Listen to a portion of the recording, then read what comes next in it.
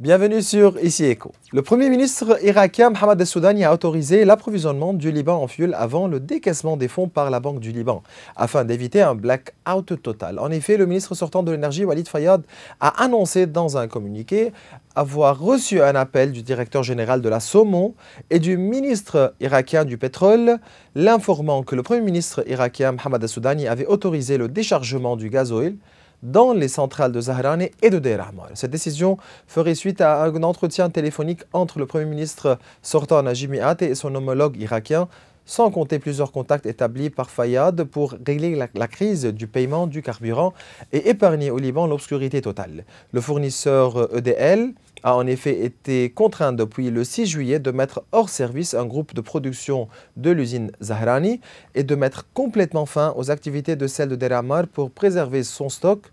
Ces mesures ont permis d'assurer environ 4 jours supplémentaires de courant. Ces groupes seront remis en service une fois que la cargaison sera déchargée, rétablissant ainsi l'approvisionnement. D'autre part, l'Assemblée générale de l'Association des banques du Liban, prévue mercredi passé, a été reportée en raison d'un défaut de quorum. Une source bancaire indique que le mandat actuel du conseil d'administration de l'association n'est pas encore arrivé à son terme et qu'il continuera donc à exercer ses fonctions jusqu'à ce qu'une nouvelle date soit fixée pour l'Assemblée générale. L'ordre du jour de cette Assemblée ne comporte qu'un seul point, la modification de l'article 13 des statuts de l'association permettant le renouvellement de l'actuel conseil d'administration pour 2 années supplémentaires.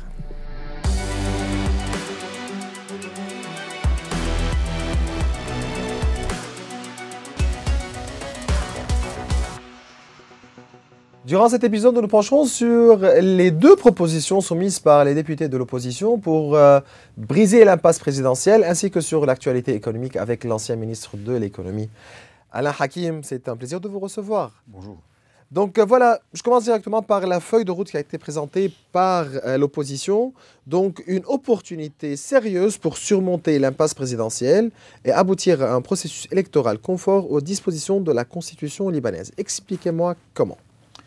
Il est clair d'abord que le fait que l'opposition présente une initiative pareille, qui est sous forme d'idées en fin de compte, nous ne parlons pas d'initiative proprement dite, parce qu'en fin de compte, ce sont des idées présentées et recherchant bien entendu l'appui de tout le monde. Et le fait qu'il y ait 2 options montre aussi qu'il y a une certaine ouverture de l'opposition qui cherche à trouver un moyen, des étapes adéquates et des moyens à aboutir à une solution radicale et positive dans le cadre de l'élection d'un président de la République. Donc d'abord, c'est une reprise de l'initiative de ceci à travers l'opposition, parce que nous avons passé une période où on était sous l'impression que les initiatives étaient beaucoup plus complexes à ce niveau-là, de par, bien entendu, d'autres entités. Et bien entendu, l'opposition était là en train de simplement, en tant que spectateur ou spectatrice. En fin de compte, elle a remis ceci sur pied en présentant ces idées, en fin de compte, qui ont pris forme, bien entendu, dans un respect total de la Constitution, premièrement, et deuxièmement, en respectant aussi le Parlement en tant que député et bien sûr institution. Donc dans ce contexte, nous pouvons dire que ceci est un pas positif vers l'aboutissement à l'élection d'un président de la République selon les normes en cours et non pas selon de nouvelles normes hors contexte, hors Constitution et bien entendu créant un antécédent à ce niveau. C'est ça, vous faites partie du Coran Kataeb. Vous considérez que cette feuille ouvre ainsi la voie à un regain de souveraineté et à l'établissement d'un état de droit?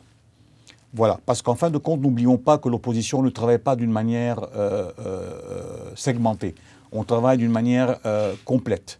Donc non seulement nous avons présenté ceci, mais n'oublions pas aussi que juste avant, il y avait aussi ce que nous avions proposé en termes de l'état d'urgence qui devrait être décrété, si nous parlons au niveau de la guerre qui a lieu au niveau du Sud, l'état d'urgence. Deuxièmement, donner la responsabilité à l'armée libanaise dans ce contexte régional qui est très important à ce niveau.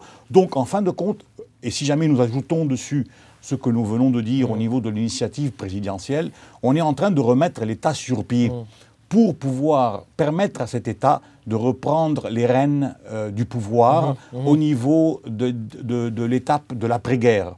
Parce que n'oublions pas qu'aujourd'hui, le principal intermédiaire au niveau international, d'après ce que nous remarquons, c'est Hezbollah. Et l'État libanais est inexistant. Donc l'opposition, dans un contexte souverain, est en train de mettre les points sur les i et en train de remettre les étapes nécessaires pour pouvoir aboutir à un État de droit et un État qui reprenne, encore une fois, le pouvoir de négociation dans les étapes futures. N'oublions pas, si nous reprenons l'état d'urgence, si nous reprenons la mise en place de l'armée libanaise au sud, si nous reprenons aujourd'hui l'initiative au niveau présidentiel, c'est un tout. Donc c'est un package deal qui essaye de remettre l'État sur ses pieds. Bien voilà, les députés de l'opposition ont soumis une feuille de route pratique qui comprend 2 propositions. Elle a pour objectif principal de sortir le Liban de l'impasse politique qui est perdu depuis le 31 octobre 2022 et qui perturbe le fonctionnement certainement des institutions de l'État. Selon la première proposition, les députés seraient appelés à se réunir dans l'enceinte du Parlement sans invitation officielle, sans l'institutionnalisation ni cadre spécifique, afin de respecter les règles relatives à l'élection d'un président de la République, telles que stipulées dans la Constitution libanaise. Une fois le délai émis pour ces consultations dépassent les 48 heures, selon la proposition, les députés se rendront à une session électorale ouverte par sessions successives jusqu'à l'élection du président de la République, comme le stipule aussi la Constitution, sans clause le procès-verbal de la session. La deuxième proposition consiste à exhorter le chef du Parlement, Nabih Berri, à convoquer les députés à une session parlementaire ouverte pour élire un président qu'il présidera conformément aux pouvoirs qui lui sont conférés par la Constitution. En cas d'échec, les sessions resteraient toujours, selon cette deuxième proposition ouverte, dans un délai de 48 heures, permettant ainsi aux députés et blocs parlementaires de se concerter en dehors de l'hémicycle. À la fin de ce délai, les parlementaires devront revenir sur les bancs de l'hémicycle pour voter en session consécutive à raison de 4 par jour, sans interruption et sans clause, le procès-verbal de la session jusqu'à l'élection d'un président de la République. C'est clair. Voilà. Mais pourquoi vous n'avez pas accepté le dialogue qui devait être présidé par le chef du Parlement, le président du Parlement, Nabih Berri? Bon, revenons... C'est un dialogue, une table ronde, donc voilà, vous avez promis, donc... on prépare un dialogue. Par la suite, nous allons assister tous ensemble à des sessions ouvertes pour élire un président. Bon, revenons un petit peu à ce que vous avez dit. Si nous reprenons un petit peu les 2 options, nonobstant ce qu'a dit la proposition du chef du Parlement, nous remarquons qu'il y a 2 clés de voûte dans les 2 options. Premièrement, ou deuxièmement, la clôture du procès-verbal, qui est très importante. Et premièrement, la succession au niveau des réunions parlementaires jusqu'à l'élection d'un président. Et dans les 2 cas, ceci baigne dans un accord total de participation. Les 3 points n'existaient pas dans la première proposition du chef du Parlement au niveau du dialogue proposé. Donc, n'ayant pas ces 3 critères très importants, je dis donc la grande condition plus les 2 points essentiels, dont la clôture du procès-verbal, n'existait pas dans la proposition du chef du Parlement, donc a été refusée par la plupart des députés. Donc si nous revenons un peu à l'essence même de la proposition de dialogue initial, qui était en fait un genre pas de bluff, je dirais, mais de camouflage pour remettre la responsabilité de la non-élection d'un président sur l'opposition. Et on avait remarqué que ceci prenait chemin au niveau même international.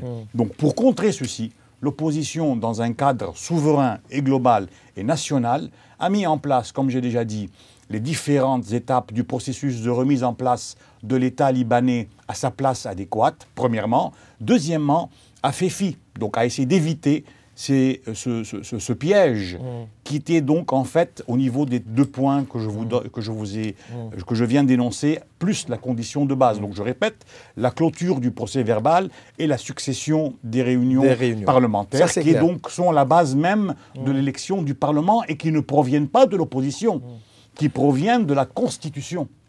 Vous êtes convaincu que le Liban aujourd'hui a besoin d'un nouveau pacte social, un nouveau pacte entre citoyens et citoyens pour dire que voilà, oui, on peut continuer à vivre ensemble? Je suis complètement convaincu que nous pouvons continuer. On ne continue pas à vivre. On est en train de vivre ensemble. Le problème n'est pas un problème de vivre ensemble. Le problème est un problème de souveraineté et de respect des droits. Donc d'abord tout de l'État et ensuite du citoyen. On va en parler un petit peu quand on parlera de l'économie aussi à ce niveau-là. Mais néanmoins, aujourd'hui, l'état actuel des choses fait que pour pouvoir arriver à un nouveau pacte, ce auquel j'y crois et auquel mon parti y croit, il est nécessaire d'avoir un peu de paix. Il est nécessaire que tous les citoyens soient sur un même pied d'égalité.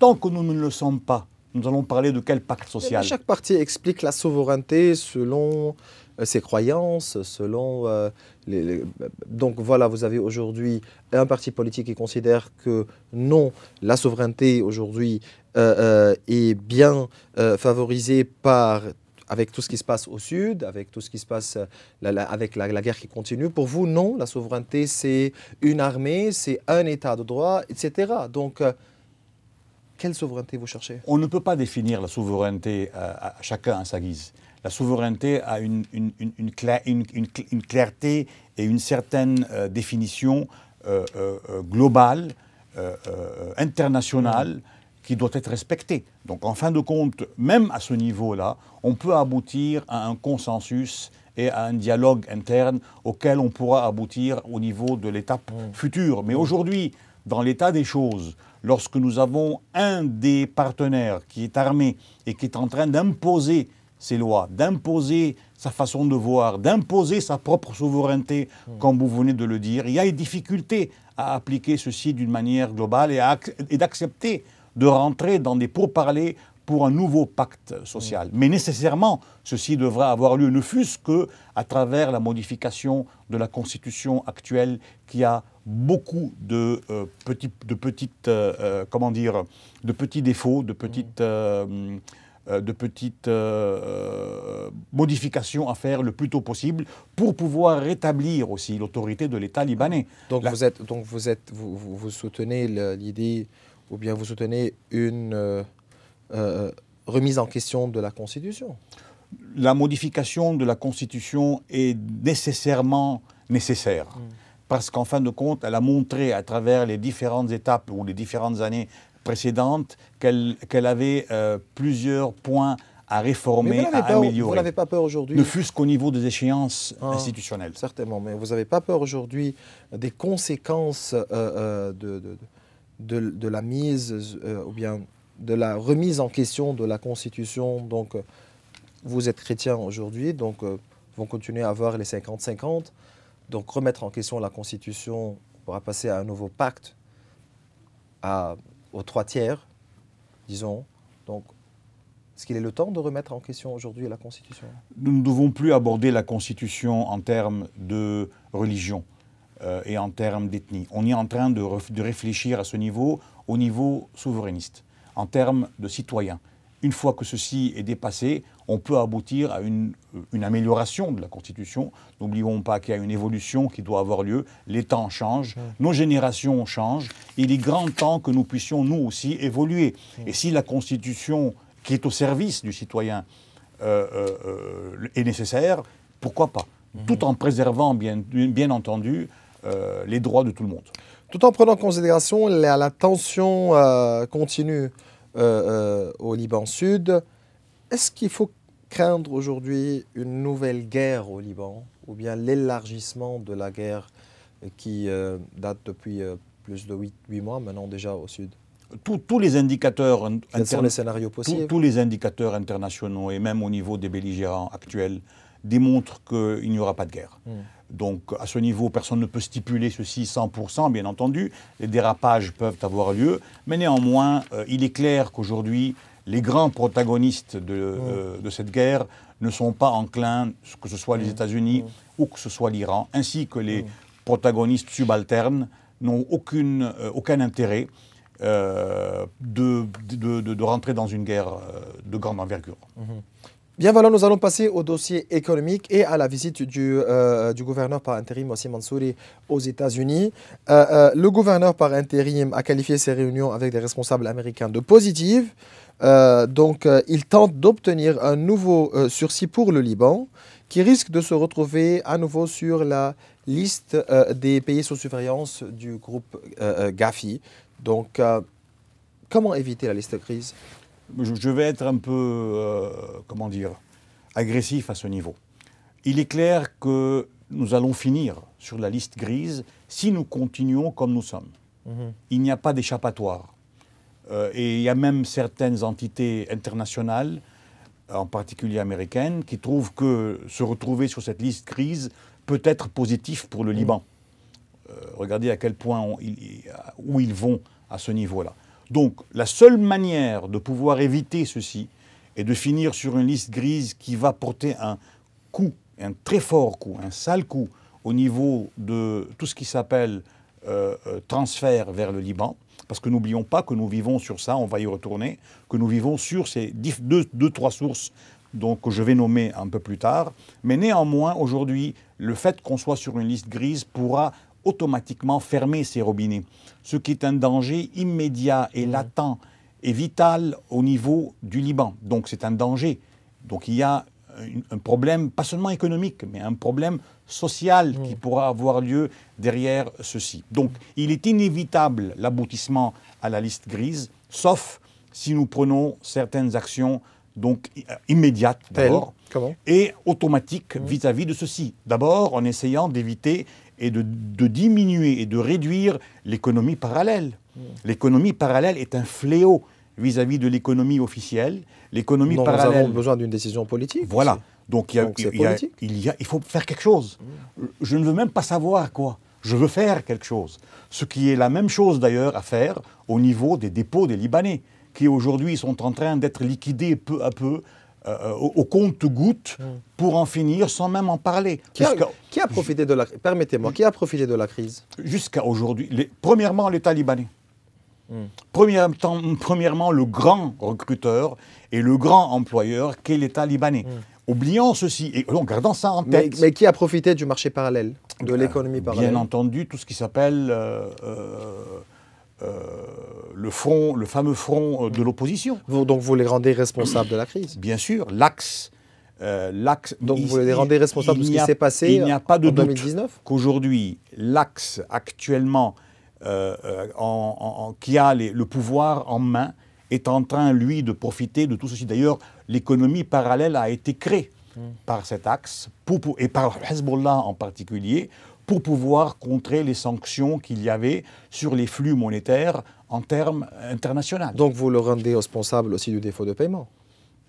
Le défaut de paiement, je l'ai déjà dit plusieurs fois, est la responsabilité unique de Hezbollah.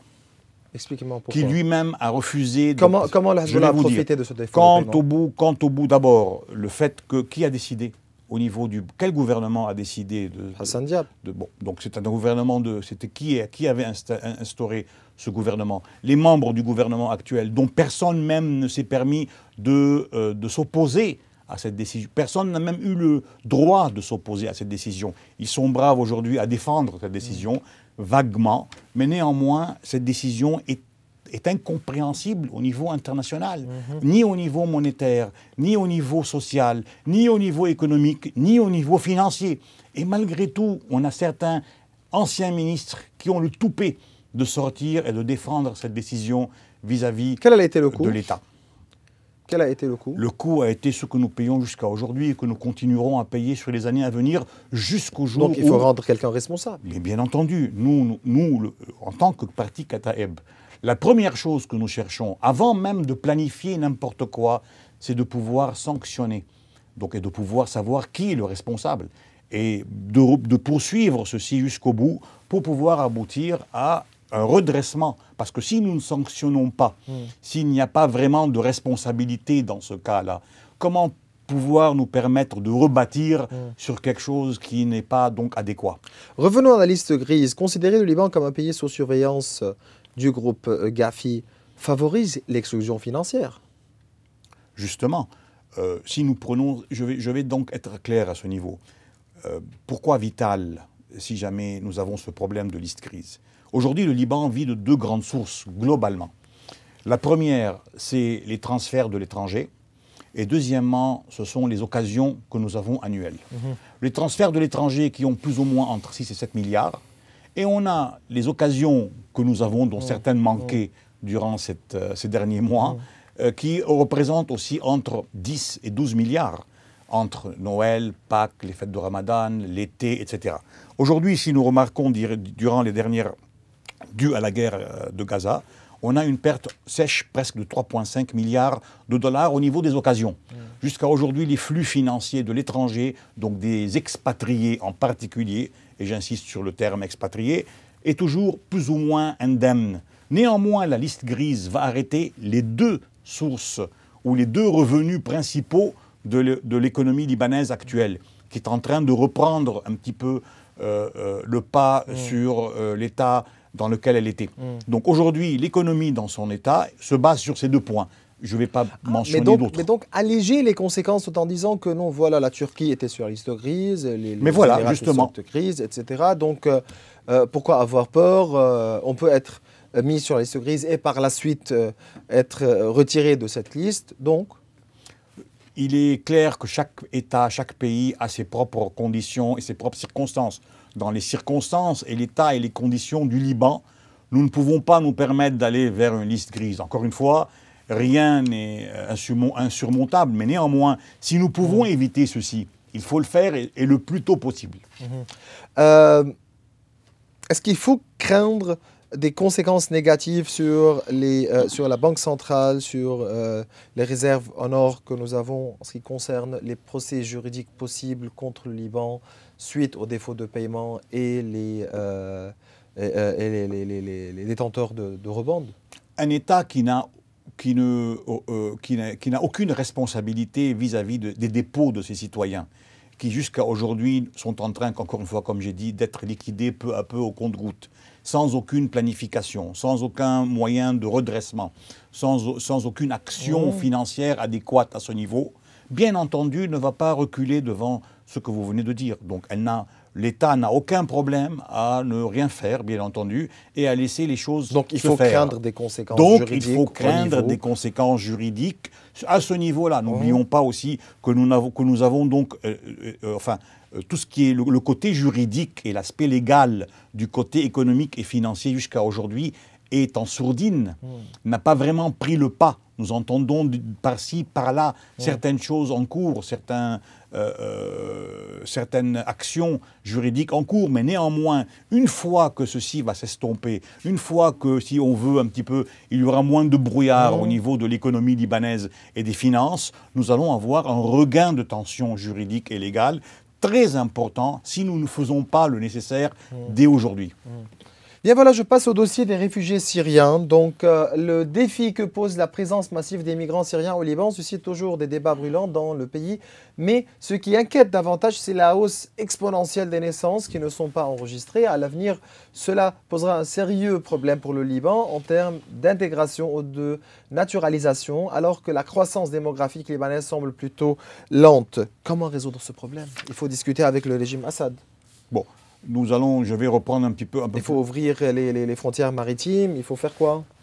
D'ici Beyrouth, je peux clamer haut et fort que si, en 2014, le plan au niveau des réfugiés syriens, présenté par le parti Kataeb en Conseil des ministres, avait été adopté, aujourd'hui ce problème n'aurait pas eu lieu.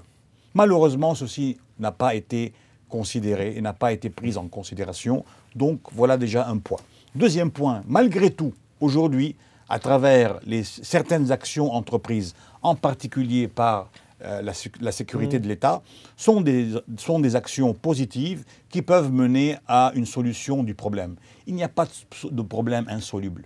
Et aujourd'hui, il y a un problème très important au niveau donc de la présence syrienne. Non seulement au niveau de sa présence, au niveau aussi de la natalité, au niveau aussi du chômage que ceci peut créer, et bien entendu, au niveau social, au niveau criminel, au niveau sécurité, etc., etc., et au niveau, bien sûr, la menace latente qui est là, qui existe, à travers ce que nous avons entendu dire par des responsables, des ministres libanais, de la présence de milliers de combattants ou d'hommes prêts à prendre les armes au niveau des camps de réfugiés syriens. Comment pouvoir réagir aujourd'hui en 2024 ?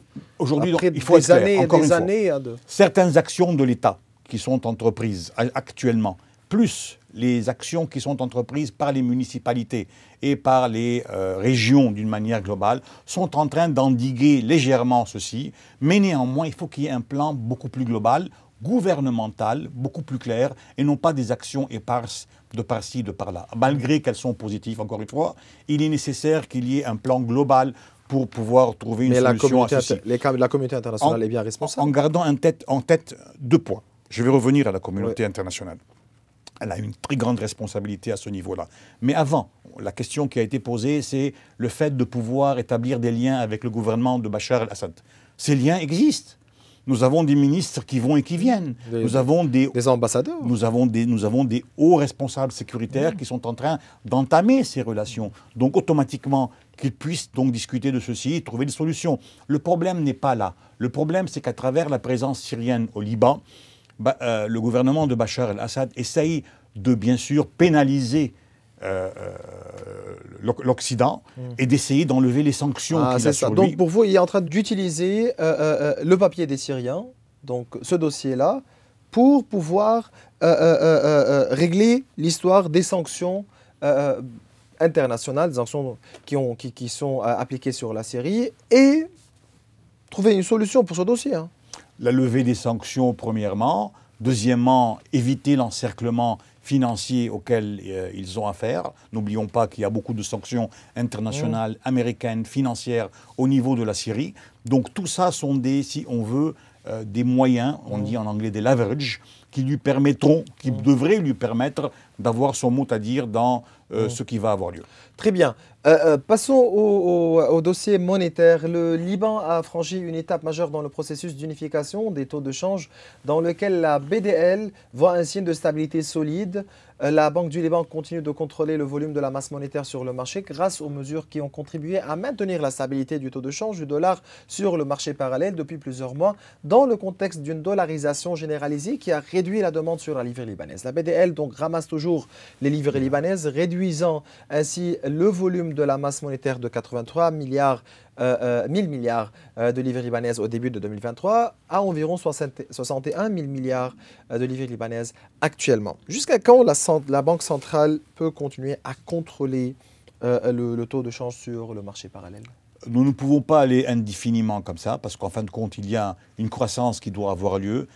La Banque du Liban a des limites au niveau de son pouvoir, bien entendu. Aujourd'hui, les critères de la Banque du Liban sont plus ou moins positifs, en particulier au niveau de la réserve. Il y a un regain d'augmentation, ce qui est extrêmement positif, mais n'est pas, en fin de compte, sustainable. Donc, il n'est pas durable. On a besoin de pouvoir reprendre en termes économiques d'une manière adéquate. Et donc, nous revenons ici aux réformes. Nous revenons à la base qui est une question de plan, de réforme, de relance. Voilà, non seulement et ça, de décision politique. De stabilisation un petit peu.